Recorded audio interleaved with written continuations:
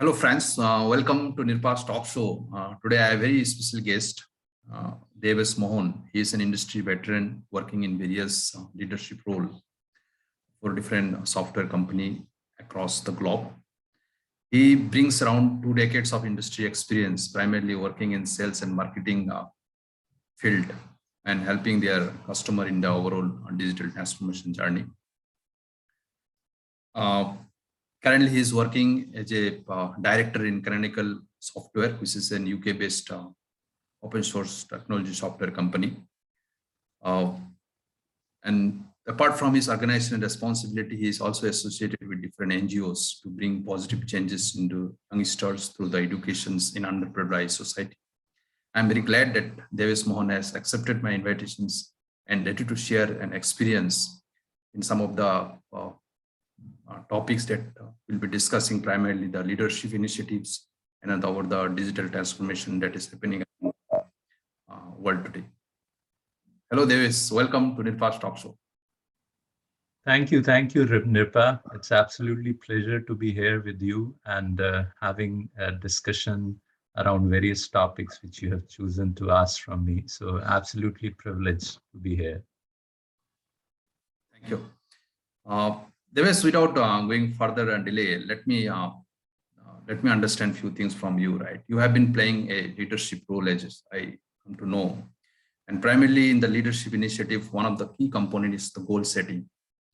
And goal setting drives an individual to be more focused and more productive as a whole, as we understand. But as a leadership coach, along with your organization and initiatives that you have been doing, I would love to hear what is the importance of goal setting. And of course, I'll ask subsequent questions as we move along. Yeah, sure, Nirpa.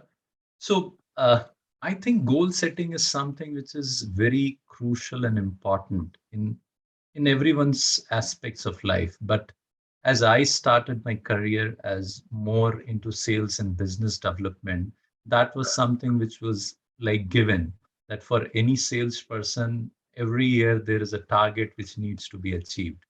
But it's just not about target. I think it's about that how you build up processes through which you can really achieve those goals which you are setting for yourself. And over a period of time, I have built up a passion that how I can encourage people to set goals for themselves and they can become successful. So for me, what I believe that goal setting does is that it does three things. Number one, it gives you the direction on which you have to move towards your long-term vision. So that's number one.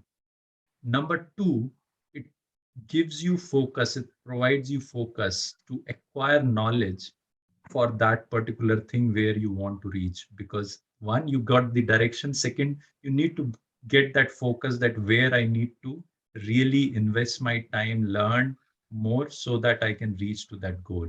And the third is about once you have direction and focus, you know that how I can prioritize your own time and energy towards that thing. So you know that how you can prioritize. So these are the three important things which I believe that goal setting really helps. And just for me, my own example, probably after doing a job for almost like 10 years, in 2010, I was like confused that how should I shape up my career ahead? Because for last 10 years from 2000 to 2010, I was doing almost the same job. And that's where I was thoroughly confused. What should I do so that I can grow in my career? And at that point of time, after almost like 1 year of self-reflection and exercise, I was able to come to that conclusion that my goal is that I want to lead an organization or be a global leader driving a business function for any organization in next 5 to 6 years. But the question was then that am I ready for it? Am I prepared for it? And that's where goal setting exercise really helped me, because then I thought that there are two gaps on which I have to really work. One is in terms of upskilling myself, as I want to be in that leadership position, I need to build that leadership capability, and that's where I upskilled myself. And the second was in terms of that how I can diversify my experience. I was doing one thing for last 10 years, and then I I decided that I need to really diversify myself. So for upskilling, I did my 1 year leadership in CRT course from Singapore so that I can get to know about the various facets of general management. And the second was in terms of that diversifying myself. I took a position which was in Mumbai from Delhi so that I can have other set of industry customers to whom I can cater to, and in that basis I can create a much larger diversified experience for myself. And that helped me that in 2017 in my previous organization I was finally promoted to build and scale the entire global system integrator business for the organization. So yeah, that's how I have myself tested it, and I have seen that I have been successful, and that's what I now promote and passionately talk about goal setting. Yeah. So thanks Nipa for asking this question. No, it was a really inspiring story, even the personal story that you explained. So what I understand primarily is, as you said, upskilling is very important, but the goal setting will drive the upskilling, right? That is what I Yes. and now, but Yeah. yeah, thank you. But my point is, no, despite the fact that we understand the goal setting, but and we do sometimes goal setting, but as we move along, working into industry, and we found we get distracted, right? Distracted because of, Mhm. not because of your personal reason, because also sometimes your business domain changes, business requirement changes in the organization, and so on and so forth. So how do you overcome those challenges?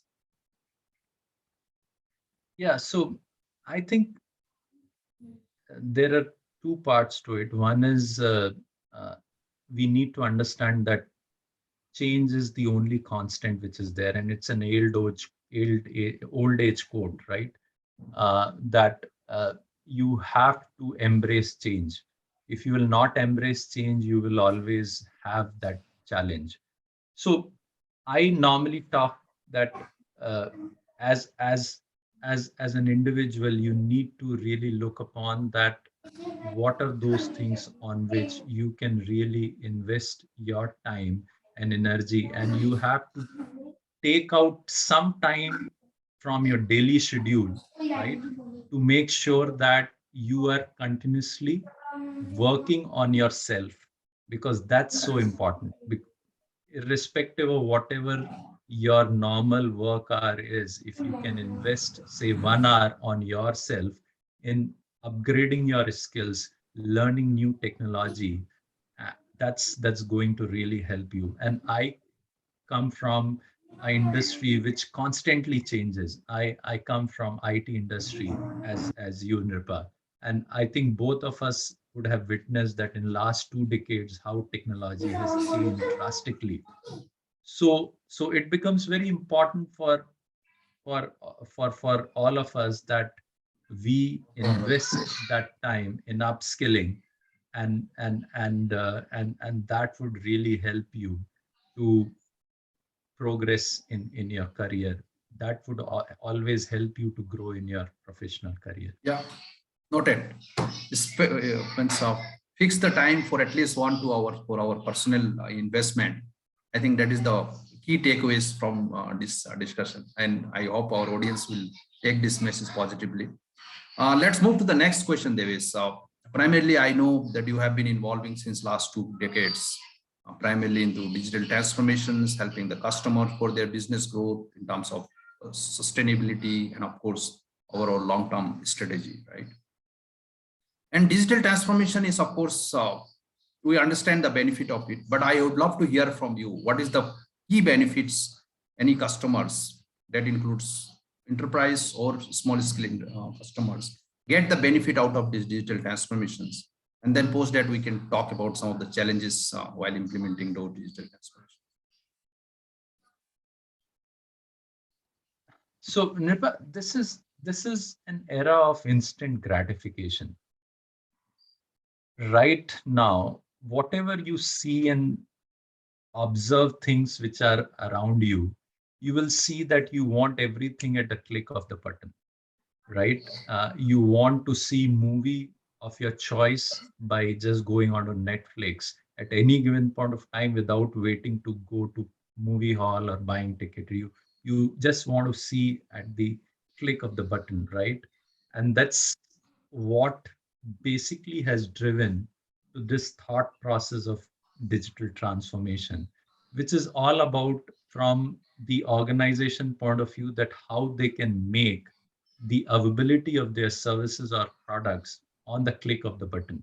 And that's what, whether it is Amazon, whether it is Netflix, they are doing that, how it could become so simple for you to consume any of the services. So that's, I think, is the future.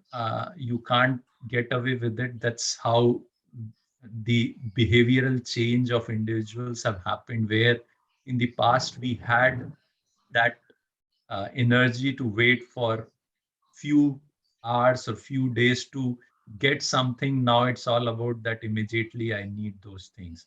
And that, the only solution to that is that how industries and corporates can get into this digital transformation journey. And fundamentally, the point which comes is that irrespective of whatever industry you are, you have to become a software company. Because once you Yes. build that fundamental, the base which is of software, then only you would be in that position to cater to your customers at the click of the button. So that's, Correct. I think, which becomes very important. And uh, the customers need to look on in terms of building and developing software in altogether new ways where microservices can really take a play. And with that microservices, you are in that position that your products can be incrementally released at the quickest possible time. And the second is, in terms of that, you get that edge by having an accelerated path to be in the market in the quickest possible time. Yeah. So I think that's something which I see, that digital transformation is pushing organization to look on uh, consuming technology in a different way so that they can deliver to the requirements of the consumers which are there. So and typically all the new technologies which are there are getting weaved in all these ways so that it can help these organizations to deliver such services. So that's my perspective on it. Yeah. No, no. It was absolutely key point where you say that consumer has the upper hand today, and let the consumer to consume the technology the way they are looking for, right? I think that is what the digital transformation drives today. Uh, Probably let's talk about the slightly related part, right? What is the SaaS service, which is a cloud first is the way forward strategy today. And what do you think about the SaaS service and why it is becoming day by day very popular in across different customers in the industry domain? So yeah, so as we were talking about digital transformation, it was all about that how services can be delivered on the click of the button. And the fundamental there is that how those softwares which are there can be delivered in a service model. So that's what software as a service model is all about. And typically, the whole idea of this, and I being into sales and have been part of various opportunities where we I have been instrumental in closing those sales. And typically the fundamental for you to provide the software as a service model is that how you can create a cloud environment, how organization can create that cloud environment through which you can deliver these SaaS models, right? And today, even if you look around, even the government of India, whatever new technology or whatever new services, whether it is about Ayushman Yojana or whether it is about Aadhaar card or whether it is about any of the services which are there, they are all being delivered in a way which is cloud centric, and that helps you to deliver those services in a very SaaSified models, right? So I think few of the benefits which basically the organizations have been seeing, that what it does is that it gives more power to the user or Yeah. more power to the consumer, right? And that's what it's required. You don't want that power to be with some of the departments, say the IT departments, although IT departments would like to have that, but it's all about that how you can give control to the people who are actually consuming that technology. So that model really gives you that freedom where the different departments or different users who are using can have that freedom to buy that technology, right? The second is in terms of that, the traditional models were where it was more around the capex, and the cloud models and sassifying to the cloud helps you to move into the opex model, where it is all about that how you are gaining out of building these environments. Basically it allows you to pay in a monthly basis or a quarterly basis the way you want to define those agreements, right?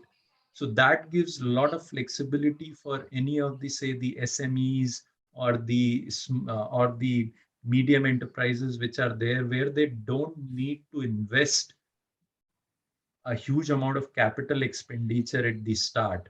They can start with very minimum investment, and as they see that their business is growing, they can gradually start paying more and more from an OpEx point of view to these vendors, and that basically becomes a very aligned model towards their growth. And the third is that the entire, I would say, the entire procurement process becomes so easy with all this, right? You don't have to really be worried about that. I have to sign a contract, I have to do this. You just go, you have a credit card, you just swipe that credit card and you get, say, you need these many VMs, which would have these many business applications which you want to run, and your systems are up and ready in few hours. So and you are just away from that legalities of signing contracts and figuring out that how those things would look like, which otherwise would have taken months. So your time to be there in the market reduces drastically. Yeah. So that's how it helps. So these are the few things which I think with this whole sassifying model is really going to help, irrespective of where you run those clouds, whether you really leverage public clouds or you build clouds in your own environment or in your own organization based on different security and other models which you want to be aware of based on that. But yes, I think that's how the model of consumption would be there in future. Yeah. I think you rightly pointed out, right? The consumer have the better preferences in SaaS model, along with that more into operational cost rather than capital cost. I think, and of course, the procurement part that you have highlighted. I think these are the three drivers that any organization should think about as far as their cloud strategy is concerned. But then see the changes. When I started my career in 2003, there used to be a CD, and that CD used to contain that software, and that CD has to be installed into the customer's laptop hard disk, and then the customer will start working on that software, right? And there is no, and then software has to be purchased in one go, and there is a huge capital cost, right? And probably now whole paradigm shift since last couple of years, where customer can in fact customer can guide that software developer the way they are looking for their service to be consumed. And then, of course, overall whole strategy in terms of how to basically develop the software from user-centric way, and they're more into the design perspective that has been all driven by the customer requirement rather than any functional or technology guide that you have highlighted in your discussions. I think it is truly inspiring and very highly educative that I feel to our audience. Let's move to the last part and then we'll probably wrap up our discussion today. Devesh, basically, what are your tips? Because you have been involving in as a in leadership initiatives. So I want to understand what are the preparation tips for young and young entrepreneurs or young technology leaders who wanted to move their career path very fast. And as there is a huge amount of changes both from the technology side, from the business side, from the entire ecosystem has changed today. So considering all this scenario, what are your key tips for any young leaders in this industry?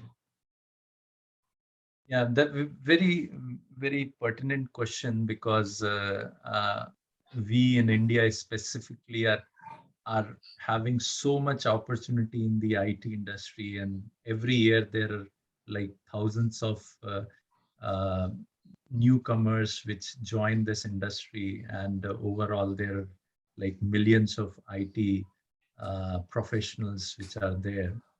And I think one of the key thing is that the entire IT industry is very dynamic in its nature, because every few quarters there is absolutely new technology which comes. So Yeah. if we see maybe few decades back, the shelf life of your knowledge was for a long duration of period, but today the shelf life of your knowledge is for a shorter duration of time, and you have to constantly upgrade yourself, constantly look for that how you can upskill and upgrade yourself so that you remain relevant to the modern technologies which are there. And I, coming from an open source background, I have been seeing that typically if you talk about say a decade back, there used to be just handful of projects which were available, open source projects which were available or were in the contention for the community. But today, if you go onto GitHub, there would be millions of projects from an open source point of view which are available to be consumed. So I think technology has, and this trend is not going to change, right? So that's something which would be there. So the new generation or the emerging leaders who are there, I think it's very important for them that while they continuously put that, as I said earlier, that r- daily some time for their knowledge enhancement and building up more knowledge about all the new technologies which are coming. But along with that, they need to really look upon that how they can actually apply that knowledge, and apply that knowledge so that it remains relevant for them to showcase. And while they can showcase, they will get more opportunity in that in their career, and that will brighten their growth prospect. So I think it's very important that knowledge needs to be showcased, whatever you are learning, and you can showcase that only when you apply in some way.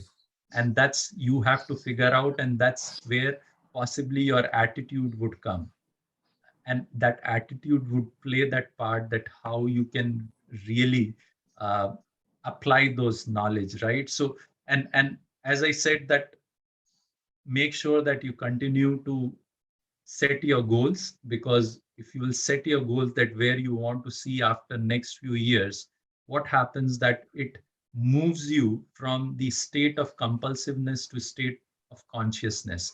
And once you become conscious, then basically you would start focusing and build your passion, work with that passion to achieve that particular goal. So that's with that I would like to end in terms of that, yes, continue, spend, uh, align time for your knowledge, and see or figure out opportunities through which you can showcase that knowledge which you are gaining. And once people will be able to see, I'm sure you will get those growth opportunities, or you will see areas where you can grow over a period of time. Yeah, I completely agree. In fact, that World Economic Forum has also published a report, right? The lifelong learning will be the key skill in 21st century for any profession Yes, to survive and grow. So your point absolutely. is well noted, right? Basically, you are saying about spend some time for your personal growth every day. And as you rightly said, the self span of our knowledge has reduced dramatically, and we need to work continuously to improve ourselves. I think it was one of the very useful discussion, Devesh, as far as your leadership uh, uh, initiatives, and of course the overall digital transformation that we briefly touched upon. I would be looking forward to connect again with this kind of discussion, and probably this discussion will definitely help our audience uh, to build some perspective and take to the next level for to make themselves for their better versions. So I would love to like to thank you for your valuable time and insight. Thank you so much, Ripa. It was pleasure talking to you, and really happy to be part of Ripa's show. Thank you so much. Thank Thank you. you. See you again. Bye.